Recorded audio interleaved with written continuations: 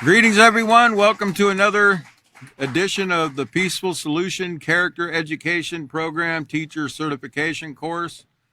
If you're joining us here at the Peaceful Solution headquarters in Abilene, Texas, and wherever you are joining us from afar, please be seated. Thank you for the warm welcome.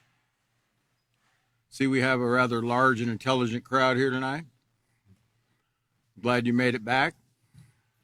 And we're going to be picking up where Chris left off in the last class. If you're joining us online, you can go ahead and on the Facebook page at the top, there's a drop-down menu where we have the downloads for the books that we're teaching out of. We're in the 5th book in the intermediate series entitled Responsibility.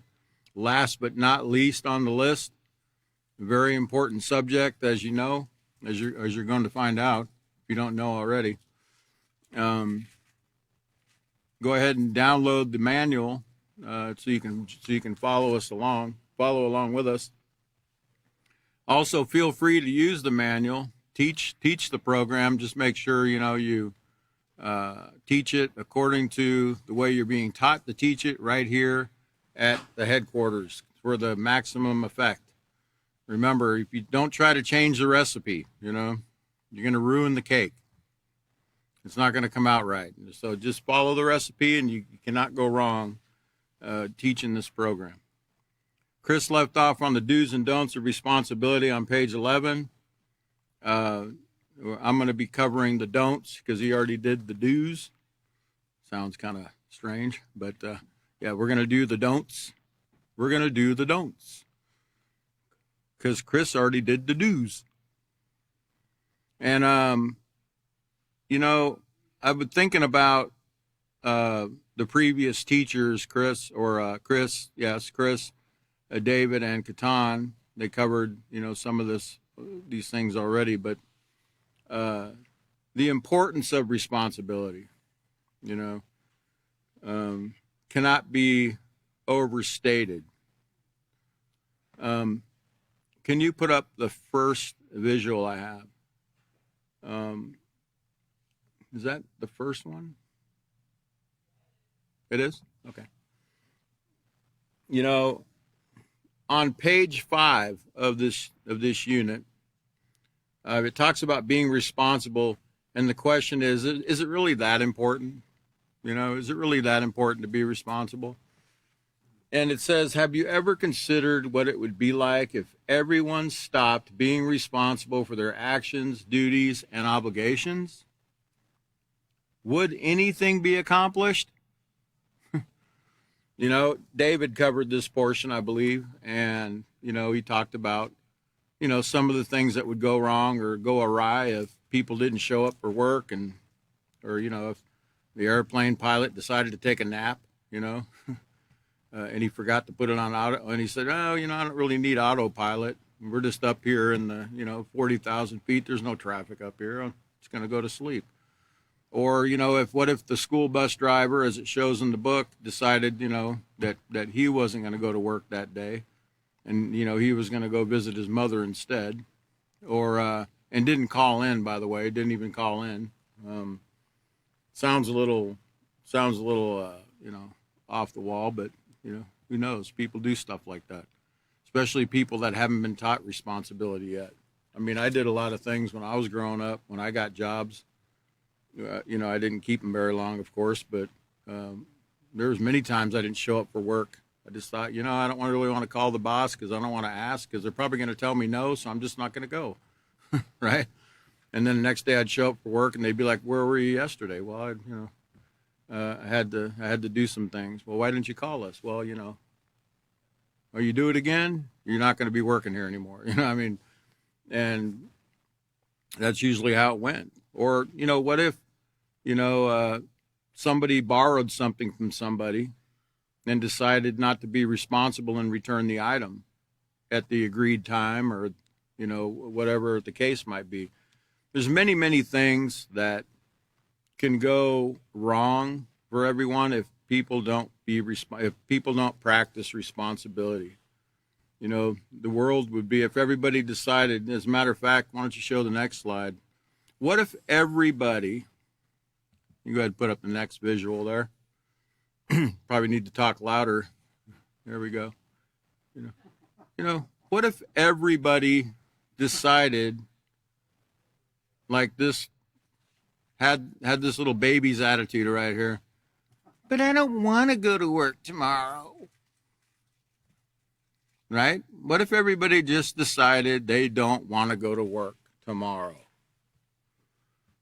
Okay? So it wouldn't matter if you went to Walmart to go get something, because Walmart wouldn't be open because nobody is at Walmart. And it wouldn't matter that, I mean, if you were going to get some green beans, well, you can forget that too, because the guys that stock Walmart, they didn't come, right? And besides, there's no green beans at the warehouse because the truck drivers all didn't go to work, right? You see how it just snowballs? Like if everybody just decided not to be responsible, how it would affect just everything. Remember, everyone's interdependent on one another. I think David talked about that. How Chris did, about how interdependent we are upon one another. And we rely on one another. We rely on people to be responsible so we can have the things that we need when we need them.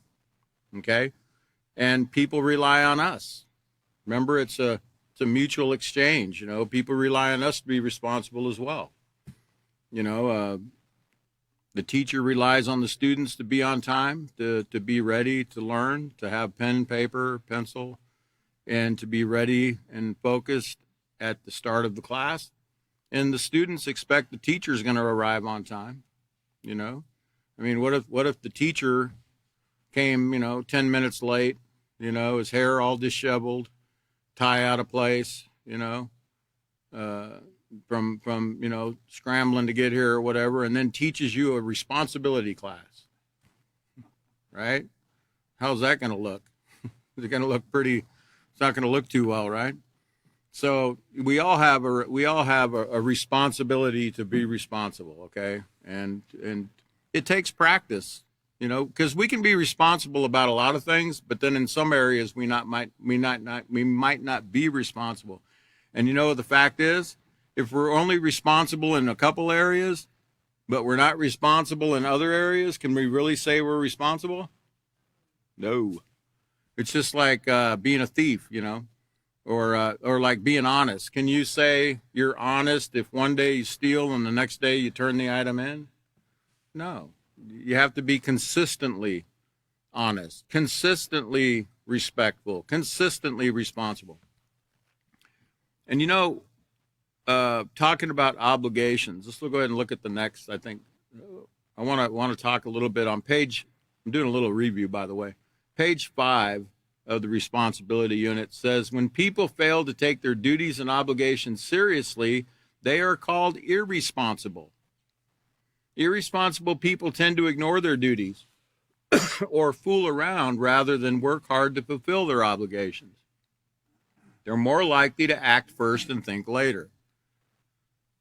What's that called? What's that? Impulsive, right? They either do not take the time to consider the consequences of their actions, or they have a nonchalant, it doesn't really matter attitude.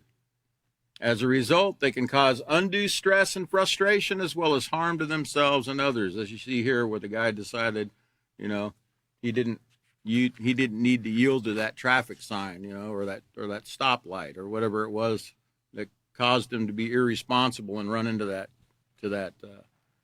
car there, that police officer. And you can tell by the police officers, he's kind of looking like this guy needs to take a peaceful solution class, man. He's making excuses for what he just did. I should talk. I remember one time I was sitting at a traffic light, and a police officer was in front of me, okay? And, I'm sitting there, I felt great because I had a license, I had a tag, everything was legal. I wasn't afraid of anything, right? So I wasn't afraid to be in that police officer's, him looking in his rear view mirror, and, I felt very confident.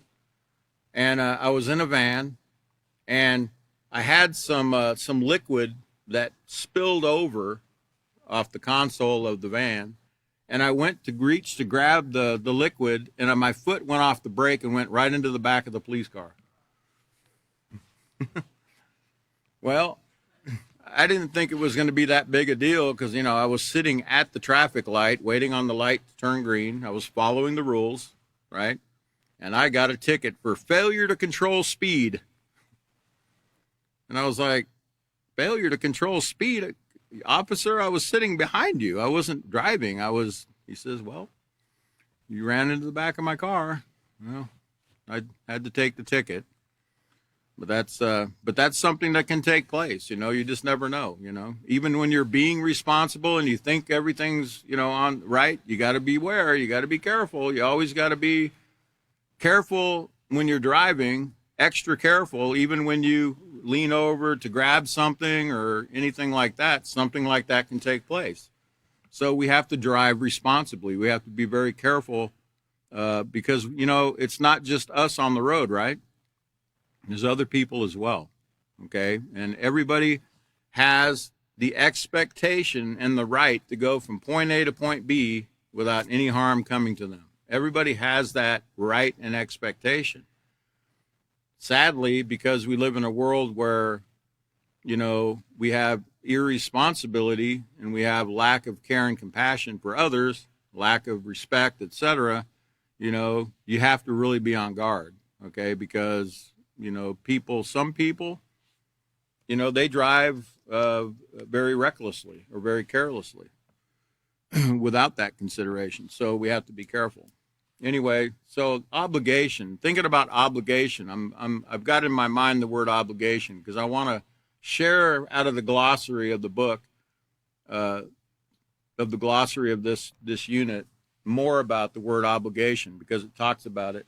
We just talked about it on the previous page. Let's go ahead and look at the next visual.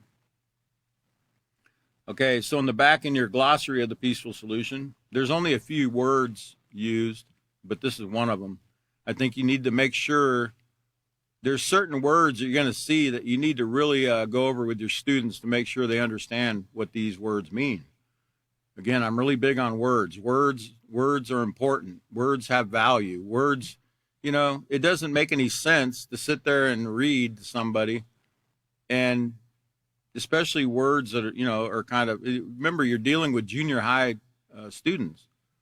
And even some adults, you can ask them what these words mean, and they don't really know because they've never taken a dictionary and opened it up and looked, or they just kind of think in their mind. They already have it set in their mind. They think they know what it means.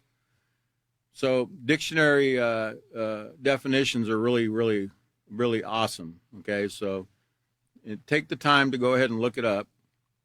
But the word obligation, it means the contract, promise, moral responsibility, etc., binding somebody.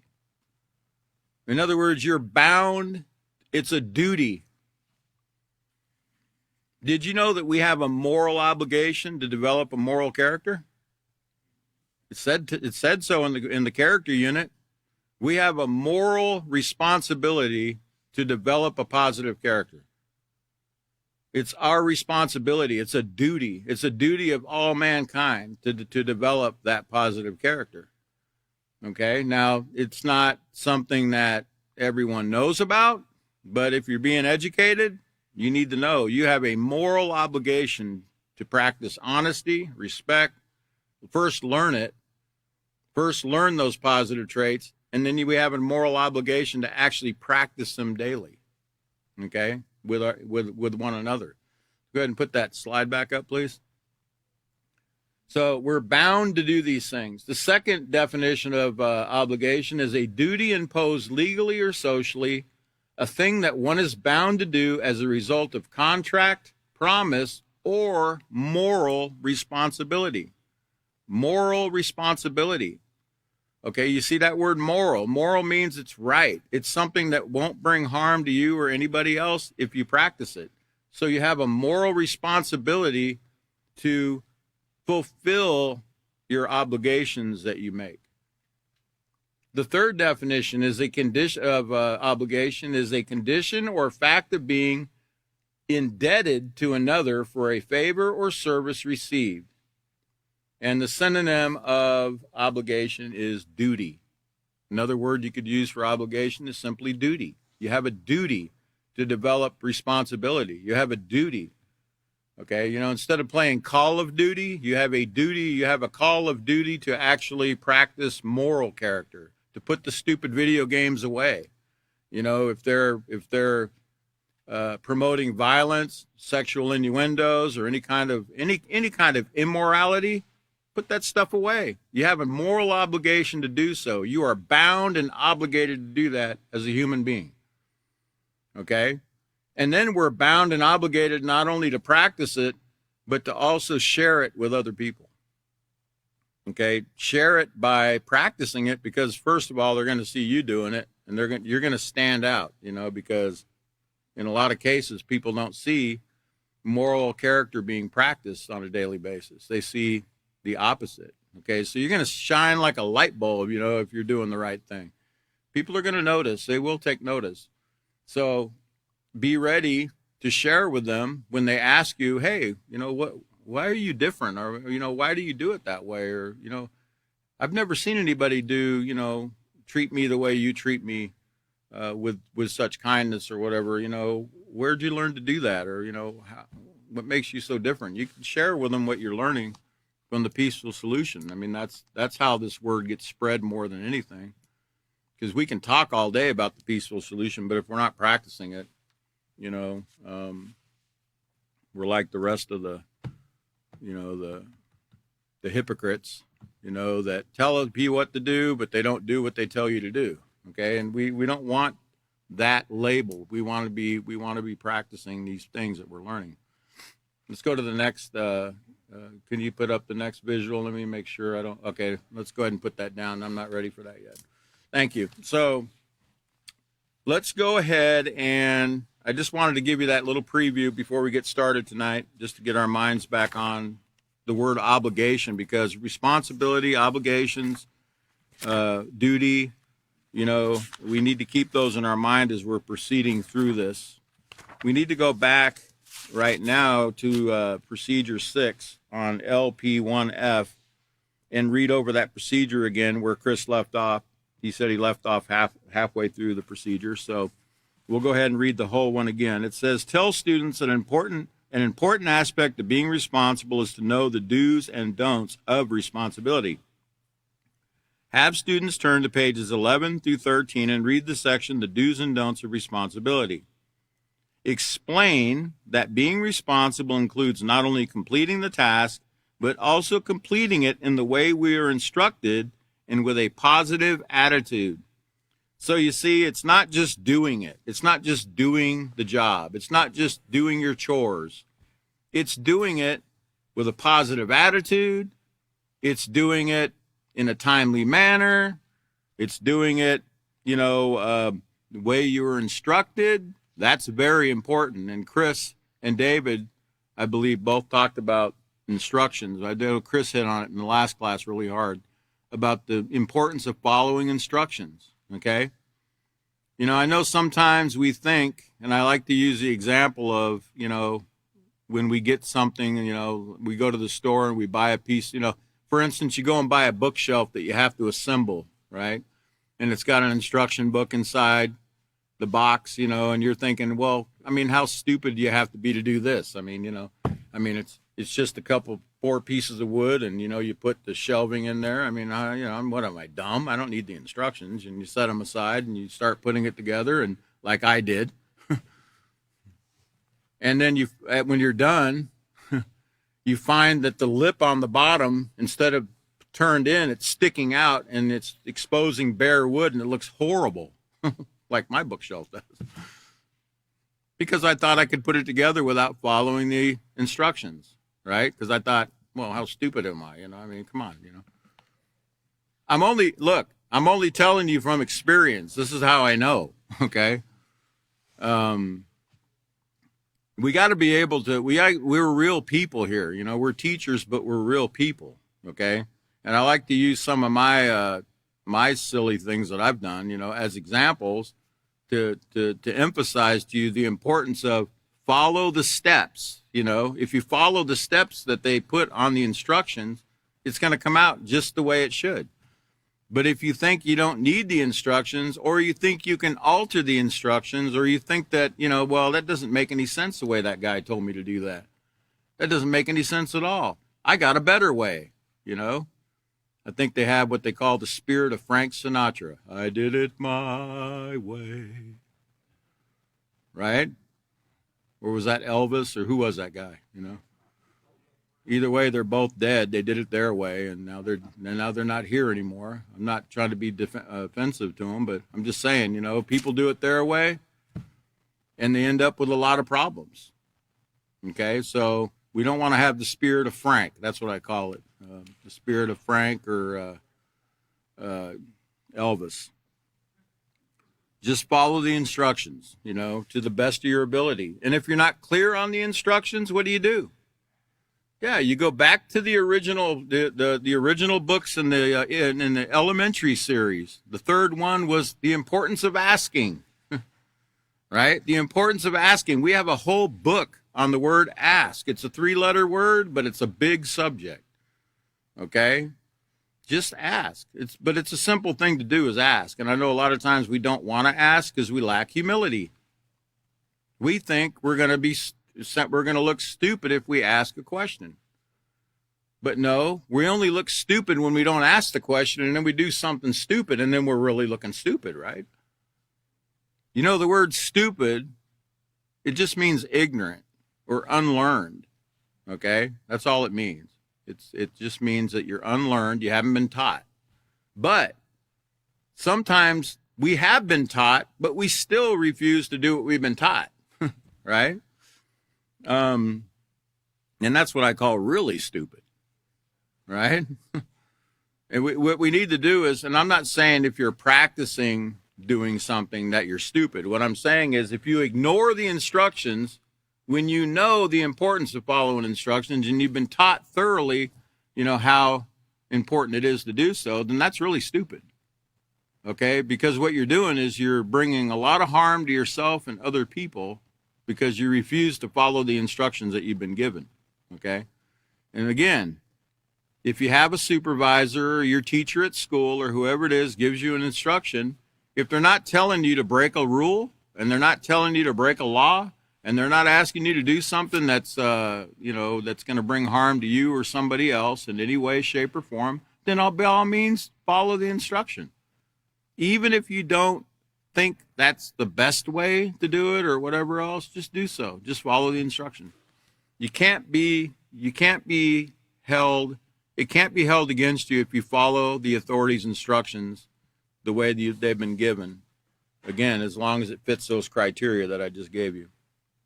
So we're going to turn over now. I just read procedure 6. We're going to turn over to page 13. That's where Chris left off in the last class. The don't. Sorry about that. That's a don't. Don't hit the mic, right? Okay, so don'ts, number 1. Let's go ahead and put up the visual for don'ts, the first one. And we'll go ahead and read that. It says, don't approach your responsibilities with a negative attitude. Now, you know as well as I do, if you approach anything with a negative attitude, like I don't want to do this, or, you know, why are they making me do this, or any kind of negative thoughts going through your mind, that's going to bring a positive result? No, because negative thoughts lead to what? Negative feelings, negative behavior, actions, and then negative consequences, right? Okay, so bad idea to do it, but to approach our responsibilities with a negative attitude because it's not going to get done right. Okay, you can't get something done right if you do it with a negative attitude. I'm sorry. It just don't work that way. And you might even think, I got it done, you know. I was angry as hell the whole time I did it, but I got it done. Well, yeah, you might have got it done, but you didn't do it right. Because right, what is right? Positive attitude. That's right. Right is moral. If you have negative thoughts going through your mind, that's not a moral thing. You're supposed to push those out of your mind, right? So if you didn't do it right, you did it wrong. And there's something there's gonna come something from that. Even if it's just something mentally or something within your inside of your body, like something physically, there's going to be some kind of consequence to what you just did. Okay? So don't fool yourself. The peaceful solution, there are moral laws, just like there are physical laws of the universe that cannot be altered or changed. The moral laws, the moral rules are like gravity, or like any of the other, what do you call them? Laws of physics or laws of, whatever laws that are set in place that keep the planets aligned and all these other things that you see that are working like a clock. If they get out of kilter one little bit, we're going to be in big trouble in our little earth here. But you know what? The sun rises in the east and sets in the west every day like clockwork. Okay? And if it wasn't responsible, we'd be in big trouble. Let's say the sun decided it didn't want to rise on whatever makes it rise. What if it decided we're not going to rise today? We're gonna take a week off. So we're gonna have no sunlight for a week. Right? Nobody can do half their jobs because it's dark, etc. It's cold. Think about it, so there's universal laws that cannot be changed. And I'm telling you right now, you cannot change the peaceful solution rules. You cannot change those moral rules without a consequence. You can fool yourself. You can think you did, but you're not going to. You're going to suffer a consequence if you don't approach your responsibilities with a negative attitude, or if you do approach them with a negative attitude. So it says, don't approach your responsibilities with a negative attitude. A person who argues and fusses about doing chores or other duties lacks the maturity to see the value in contributing to the family's well-being. Someone who complains about doing schoolwork lacks understanding of the value of education. People who complain about their responsibilities make life unpleasant for others and for themselves. I mean, do you really want to hear somebody sitting there complaining when you're at work? Like people around you complaining about being there at work? No, it's like a dark cloud, man. It's like dark energy, man. It's like the negative energy has an effect, It's like David always says, attitude is everything, When you have a positive attitude and you love the work that you're doing, it shows that you love the work that you're doing. But if you have a negative attitude and you're always down on the boss, or you come to school every day with a negative attitude and all you talk about is, how horrible it is at home and how you hate your teacher and, you hate your mom's cat or whatever it is that you just want to talk about all day, just down in everything. That affects people. People don't want to hear that. People don't want to be around that. Okay, so it says, for example, you were asked to supervise your younger brother for a short time, but since you had other plans, you began to argue and complain about always being the one to look after your younger brother. By arguing and complaining, you can upset your mother, and you could also make your younger brother feel that you don't care about him. Think about that. Those are little things we don't think about. If that occurred, you would make your brother feel like, man, you don't want to watch me, or you don't care about me. And then you would bring dis-ease to your mother. Remember that word, dis-ease? They call it disease out there, but it's called dis-ease. They're not pronouncing it right. So you would bring dis-ease to your mother. You would bring disease into your mother. You want to do that? You want to bring harm to the authority? You want to bring harm to the one that you love? No, you don't. But we do, because we're doing things thoughtlessly by complaining about our chores or responsibilities.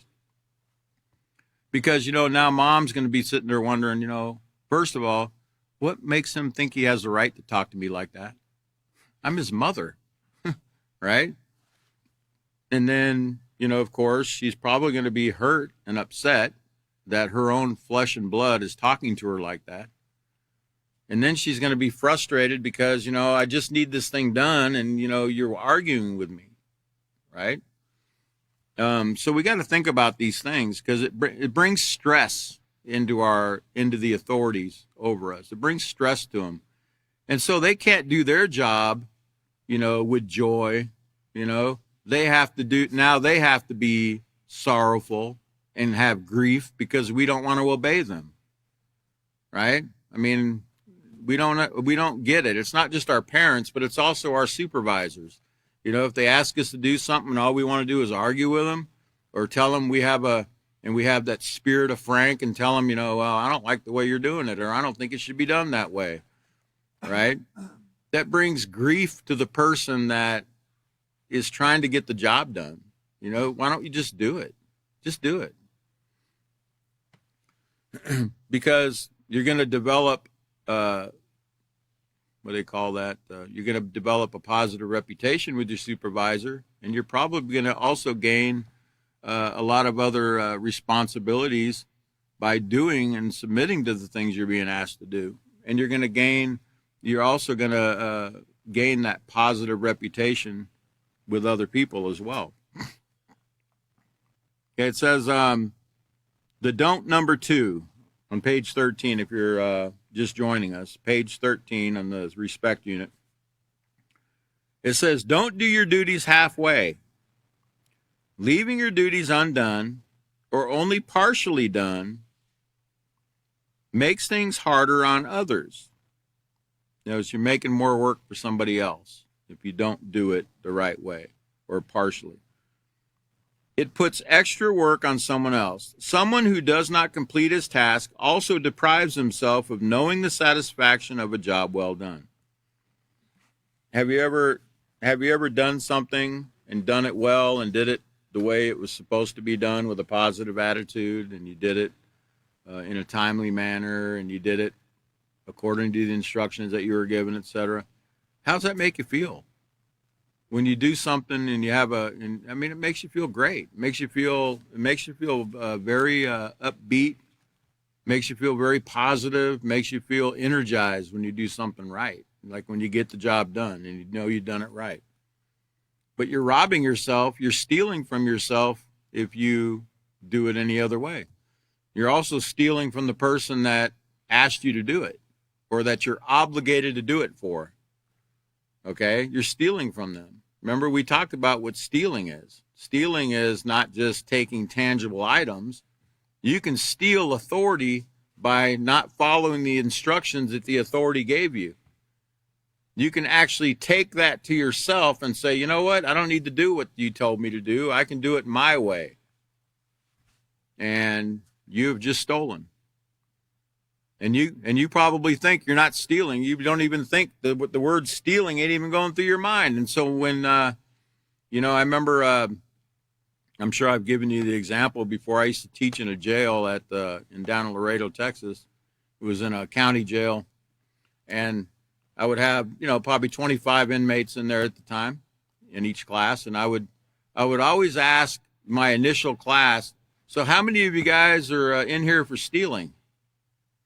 And maybe possibly one hand would go up. The rest of them are just sitting there, that macho look or whatever, And I would say, well, what'd you steal? And he would tell me, I stole a car, or, I stole, money from a bank or whatever. I defrauded somebody. Okay. So then I would ask the rest of the class, so how come the rest of you don't have your hands up? And they'd just kind of look at me all puzzled, like, what do you mean? Like, what you talking about? And I would say, well, then I would go down the line, man. What are you in here for? I ain't no thief. I'm in here for murder. I'm no petty thief. Murder? So you didn't steal somebody's life? And you didn't steal somebody from their mother and father and by taking their life? Did you have permission to take it? Oh. I never thought of that. So what are you in here for? Oh, selling drugs. Really? So you didn't steal? You paid your taxes on all those drugs?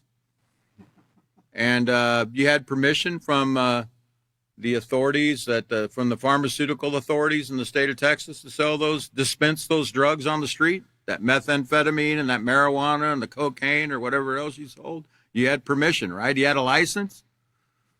Nope. Okay, so then what are you in here for? And I would just go down the line and every one of them would learn, I'm a thief.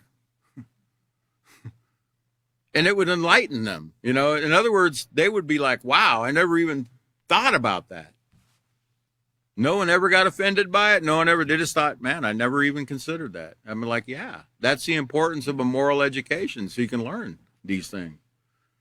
And they would really be amazed that no one ever taught them that was stealing. They always thought stealing was just like, look this way, look that way, take the item and walk off, Okay. So I don't know what point I was making. I lost my point. But anyway, we'll look back at number 2. So it says someone who doesn't, I was talking about when you don't do the job correctly, you're stealing from somebody. It says always take the time to recheck your work. For example, and you know what? I'm learning that too, because sometimes on my slides, I make mistakes in spelling or whatever, or I put something in there that might be a little glitch. Because you know what? I really am a perfectionist when it comes to that kind of stuff. It's not that I'm a perfectionist. I just take that duty and responsibility very seriously. Okay? Because you're educating somebody. So you want everything to be just right. And you want everything to look visually well. Okay? And when I make little mistakes, okay, some people will catch those mistakes. And you know what? The only thing they get out of that class is that mistake I made. Hey, that word you had up there on that, on that one slide, you spelled the word metropolis wrong, I did?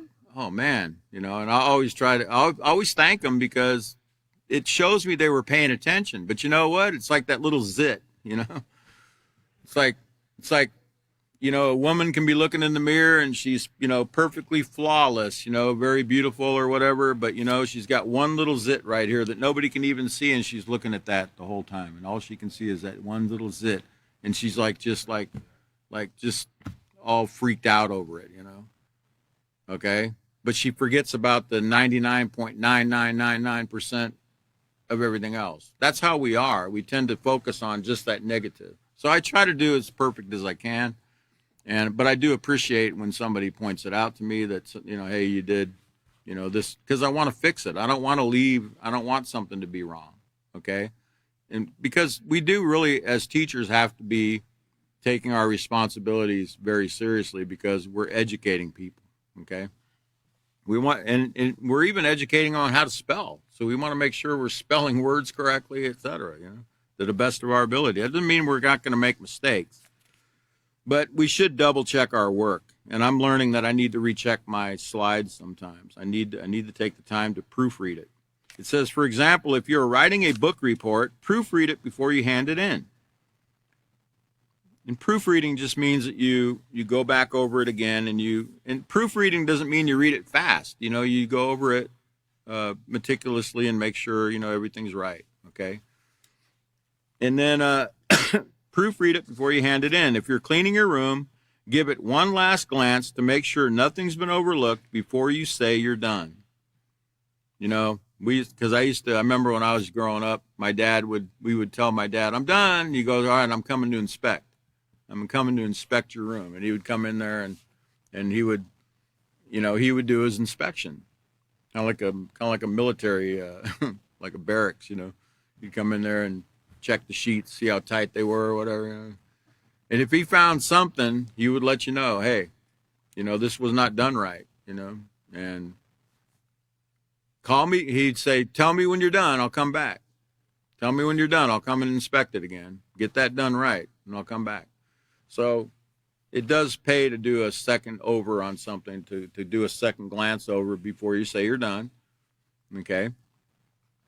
I'm not going to say anything about used car dealers.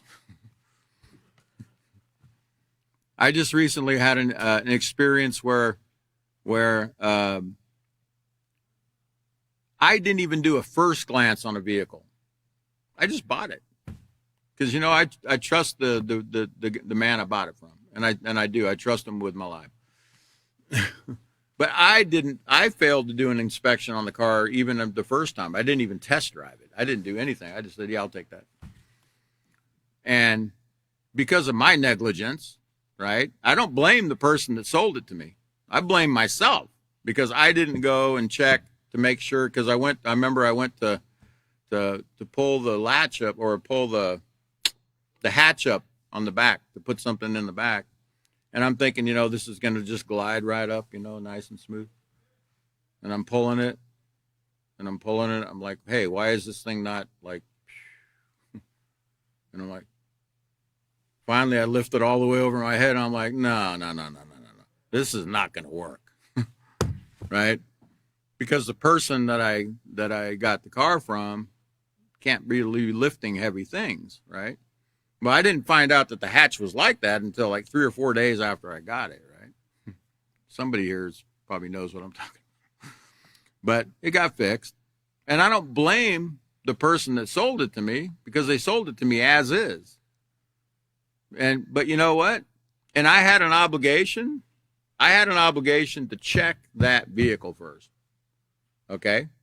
Now, and you could say that the person that sold it to me also had an obligation to tell me if there was anything wrong with it. But he told me, no, it's as is. And there's nothing, if it's as is, that means that the hatch might not be working, or that means that the window might not come down, or that means that, it could be a host of things.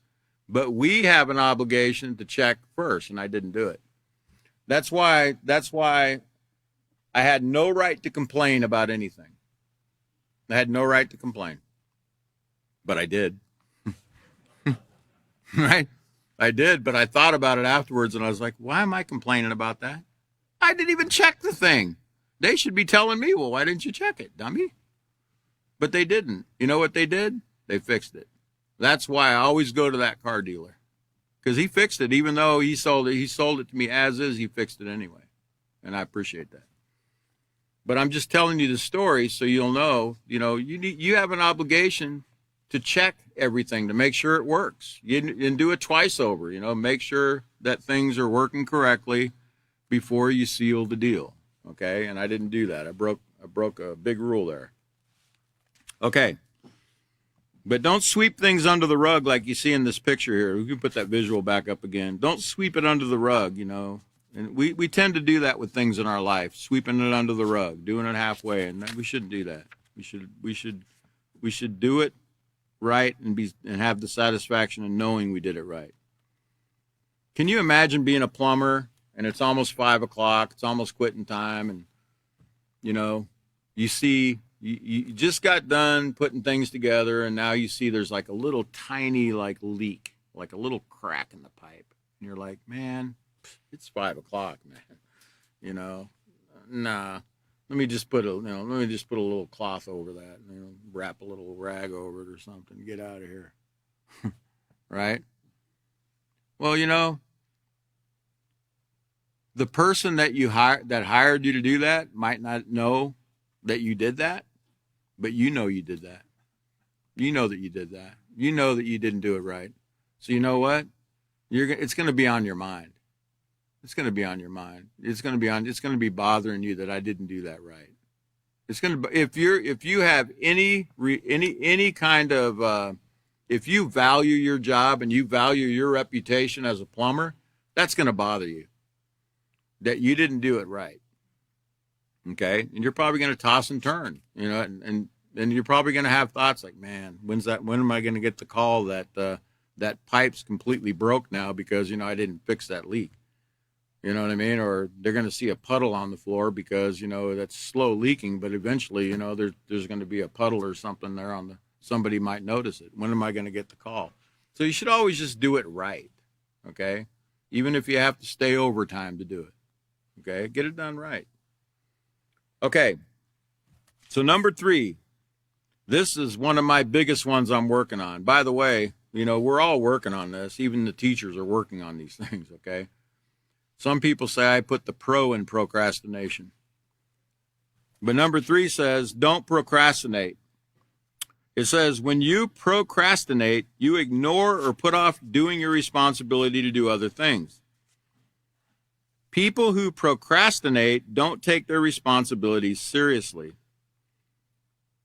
In other words, I might take certain things very, like I was talking about the slides and stuff and doing research or whatever, I take that very seriously. But sometimes I neglect other things because I'm so caught up in doing this, right? That I neglect to do another duty over here that needs to get done that I might not think is as important, but it needs to be done. You can't do one thing and leave the other things undone. You've got to make sure that you fulfill all your obligations. Okay? That's why I said, if we procrastinate on one of those things because we're so caught up in doing other duties, we could find ourselves in a lot of trouble, okay? Because we neglected to do that thing that we thought was so small or wasn't as important. No, we need to make sure we do fulfill all of our obligations to everyone we're obligated to do them for and everything we're obligated to do. So it says, for example, Sam had a book report due in 2 weeks. If he was responsible and took his duties seriously, he would have set aside a certain amount of time every day to work on his report. Instead, Sam watched TV and played video games. He kept telling himself that he would start his report the next day. Did you know the next day never comes? You know that, right? Every time you tell yourself, I'll do it tomorrow, seems like tomorrow comes, but you never get it done. And then you're telling yourself, I'll do it tomorrow.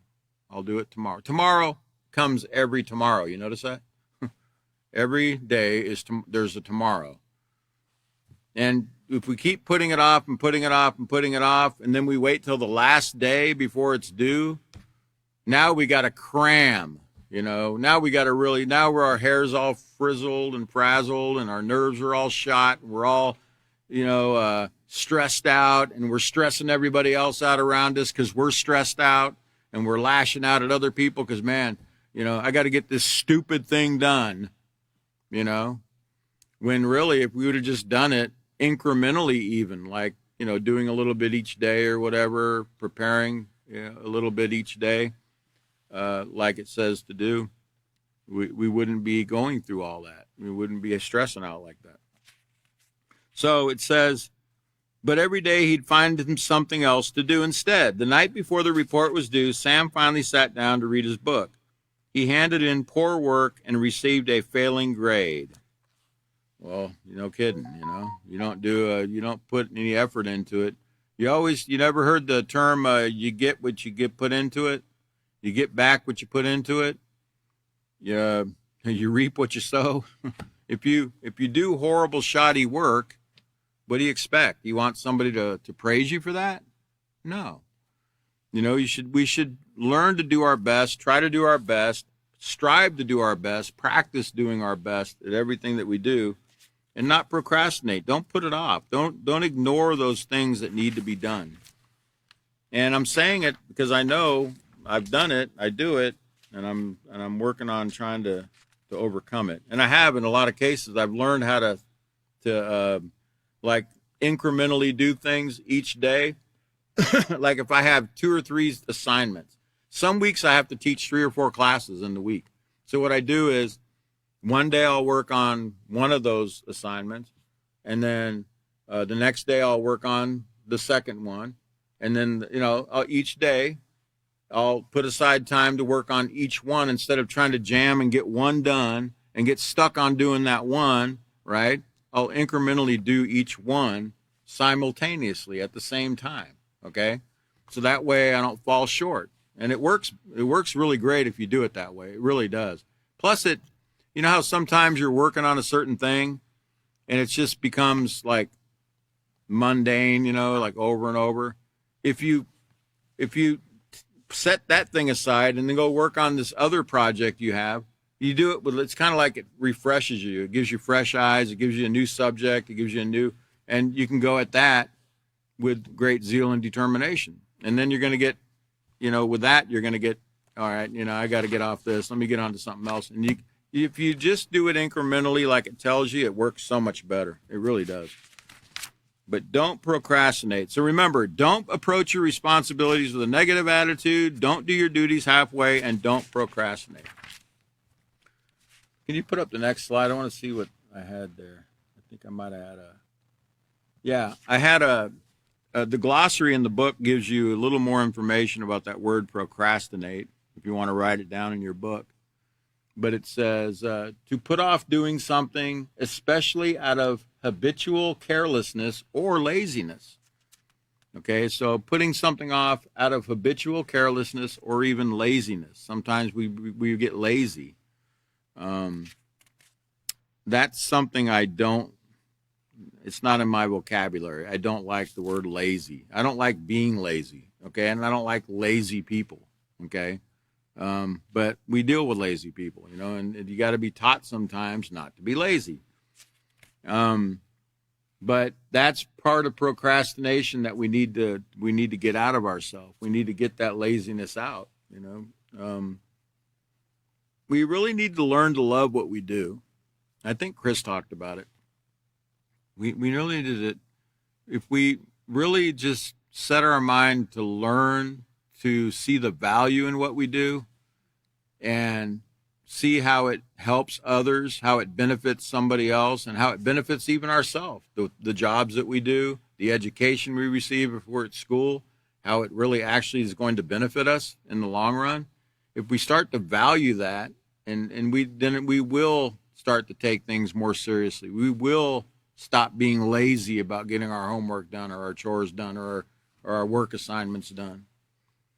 It's valuing something. You got to learn to value it. Okay, so let me see if I'm supposed to read something here. 13. Okay. Yeah, let's go to step 7 now. We're going to go to LP1F, lesson plan, page 1F, and we're going to look at step 7. It says, inform students that another important aspect of being responsible is to be accountable for their actions. Ask students what they think of being accountable means. And you're going to get various answers. It says, stress that someone who is accountable accepts responsibility for his actions and faces the consequences of his choices without blaming others. And remember, you're going to get different answers from them about what they think accountability means, but make sure that they understand the peaceful solution definition overrides everything they think. Okay? Because they're going to be missing, they're not going to have a perfect answer most of the time. Okay? So make sure they understand that a person who's accountable accepts responsibility for their actions and they face the consequences of their choices without shifting the blame on others.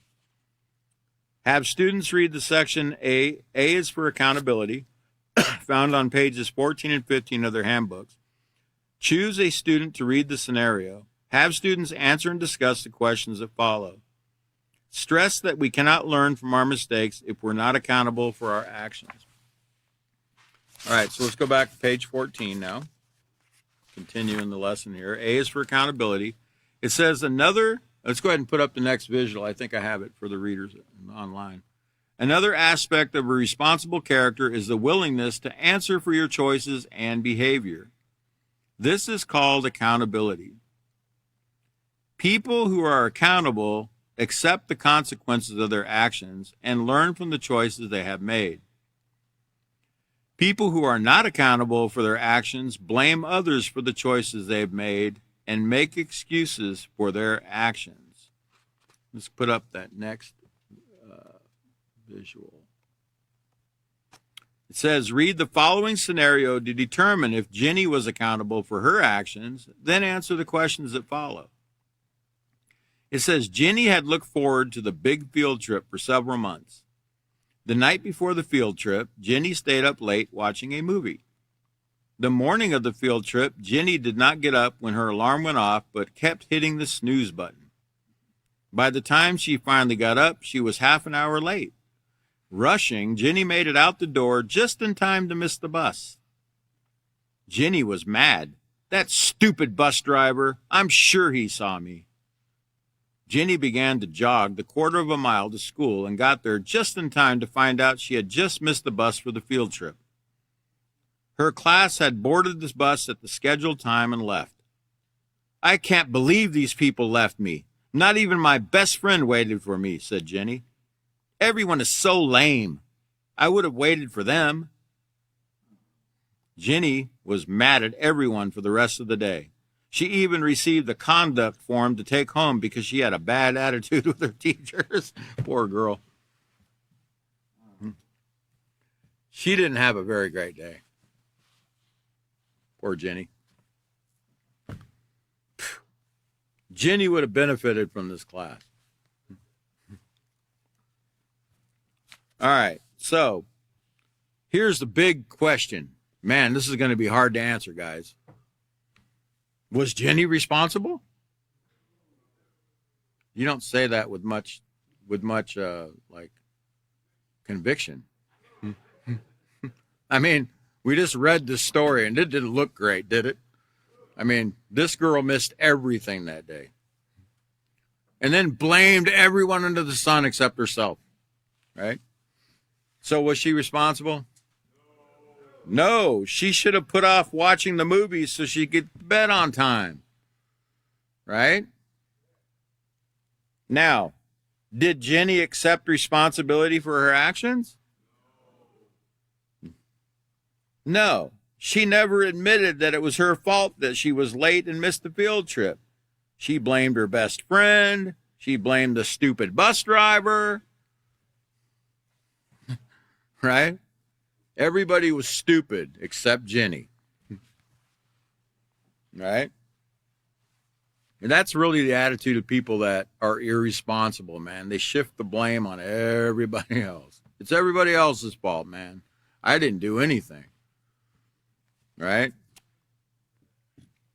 I used to do the hiring in about 4 different companies I worked for.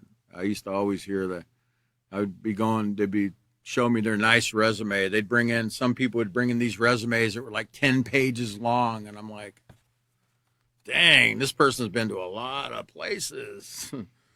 And I would ask them, so why'd you leave this place? Oh, well, okay. They'd always blame the boss, how they were treated, or, they didn't pay me enough, or, they didn't appreciate me there or whatever. So why'd you leave this place? Like every 3 months I got a new job. So why'd you leave this place? And they'd always say something about that place.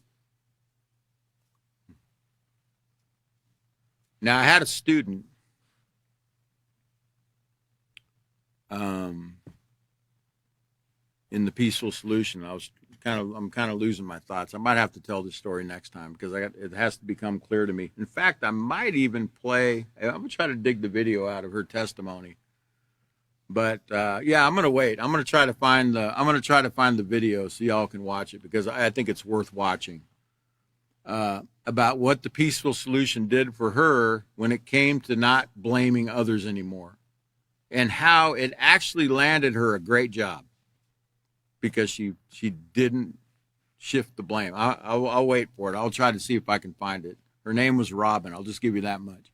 I'll see if I can find it. Now, I'll try to not to procrastinate, and I'll try to be responsible, and I'll try to remember to do it.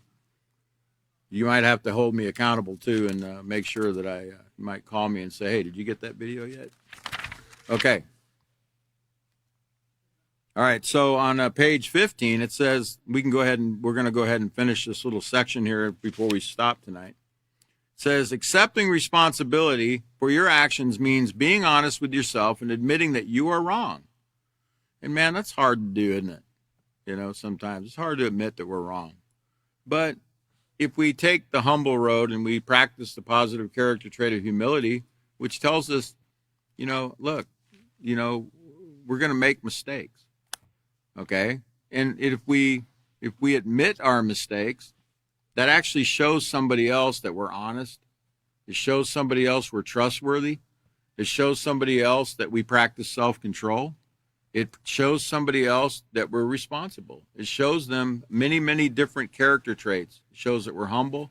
It shows many, many of those positive character traits that we're learning in the peaceful solution because we admit when we're wrong.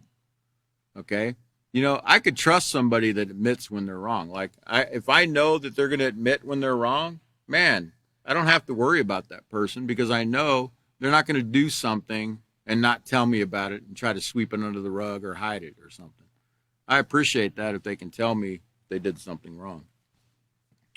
It says, when you admit that you're wrong, you give yourself an opportunity to change, mature, and grow. Otherwise, you will continue to make the same poor choices over and over again. People who choose not to be accountable make excuses for their actions or shift the blame onto someone else. And that's going to be a great stopping point tonight. We'll pick up on that thought next time in the next class. It's on Wednesday, 12/6, 2023. Better get the year in so you don't think it's next year. 2023 at 5:30 p.m. Central Standard Time. I hope you'll join us. You've been a class tonight. Keep practicing the peaceful solution. It works. We'll see you next time.